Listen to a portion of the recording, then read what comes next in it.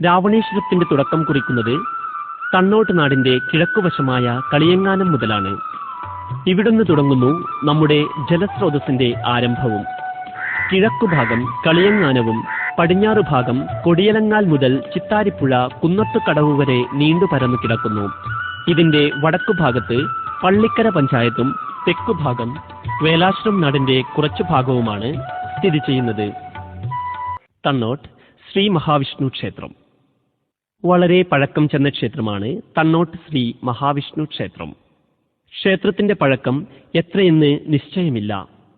നിത്യപൂജ നടക്കുന്ന ക്ഷേത്രമാണ് തണ്ണോട്ട് ശ്രീ മഹാവിഷ്ണു ക്ഷേത്രം.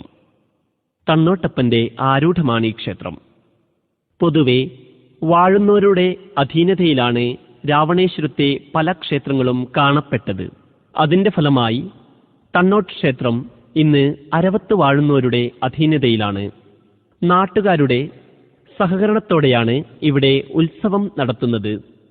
എല്ലാ വർഷവും മീനം 26-ന് ഉത്സവവും ഏപ്രിൽ 26-ന് പ്രതിഷ്ഠാദിനവും കൊണ്ടാടുന്നു.